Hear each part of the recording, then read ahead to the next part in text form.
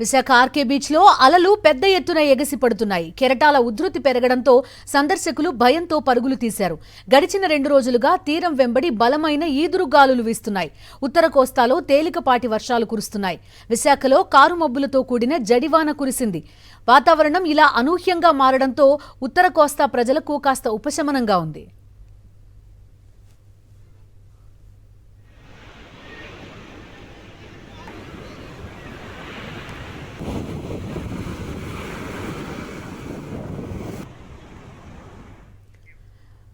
విశాఖలో వాతావరణానికి సంబంధించి పూర్తి డీటెయిల్స్ అందిస్తారు మా కరెస్పాండెంట్ అనిల్. ఒకవైపు ఎండ మండిపోతోంది, అటువంటి టైంలో వర్షం కురవడం కొంత ఉపశమనం అయినప్పటికీ కూడా ఇలా మండుటెండాకాలంలో వర్షాలు పడడం, అనూహ్యంగా వాతావరణం మారిపోవడం చూస్తున్నాం.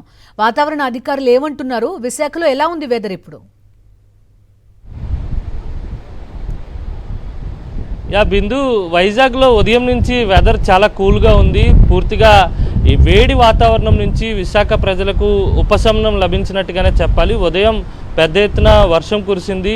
అయితే మరో 5 రోజుల పాటు ఉత్తర కోస్తాలో ఉన్నటువంటి తీర ప్రాంతం వెంబడి ఉన్నటువంటి ప్రాంతాల్లో తేలికపాటి నుంచి మోస్తరు వర్షాలు ఉండేటువంటి అవకాశం ఉందని వాతావరణ శాఖ అంచనా వేస్తుంది.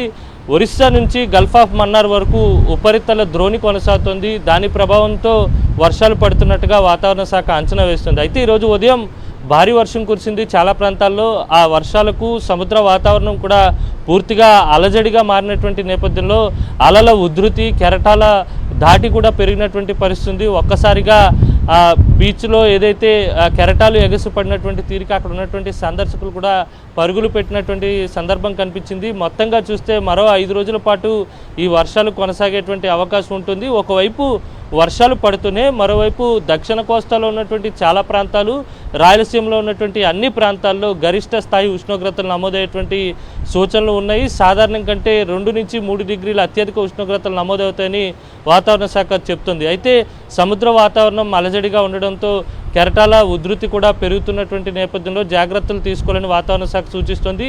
అలాగే తీరం వెంబడి గాలుల తీవ్రత కూడా 45 నుంచి 55 కిలోమీటర్లు, అత్యధికంగా 65 కిలోమీటర్ల వేగంతో గాలులు ఉంటాయి కనుక మత్స్యకారులు, సాంప్రదాయ మత్స్యకారులు, ఎందుకంటే వేట నిషేధంలో ఉంది కాబట్టి డీజిల్ బోట్లు ఏవి వేటకు వెళ్ళనప్పటికీ సాంప్రదాయ మత్స్యకారులు చిన్న చిన్న మర పడవలపై వేటకు వెళ్ళేటువంటి అవకాశం ఉంటుంది కనుక వారంతా అత్యంత అప్రమత్తంగా ఉండాలి. కోస్తా తీరం వెంబడి చేపల వేట చేయరాదని కూడా వాతావరణ శాఖ హెచ్చరించినటువంటి సందర్భం కనిపిస్తుంది. అయితే మొత్తంగా ఓవరాల్గా వెదర్ ఎపిసోడ్ని చూస్తే కనుక ఓవైపు పూర్తిగా మండేటువంటి ఎండలు, భానుడి బగబగలు కనిపిస్తుంటే మరోవైపు వాతావరణం చాలా చల్లగా కనిపిస్తుంది. కొన్ని ప్రాంతాల్లో, ఏజెన్సీ ప్రాంతాల్లో పగటిపూట తీవ్ర వడగాల్పులు ఉన్నప్పటికీ కూడా సాయంత్రం అయ్యేసరికి అక్కడక్కడ వడగండ్ల వాన పడడం కూడా చూస్తూ ఉన్నాం. మొత్తంగా చూస్తే మిశ్రమ వాతావరణం ఏపీ వ్యాప్తంగా కనిపిస్తుంది. ఇటు రాయలసీమ కానీ, దక్షిణ కోస్తా కానీ, ఉత్తర కోస్తాలో ఉన్నటువంటి అన్ని ప్రాంతాల్లో కానీ వాతావరణం భిన్నమైన శైలితో ఉందనే చెప్పాలి. మొత్తంగా చూస్తే కనుక మరో 5 రోజుల పాటు ఏపీలో వానలు కురిసేటువంటి అవకాశం కనిపిస్తుంది. బిందు.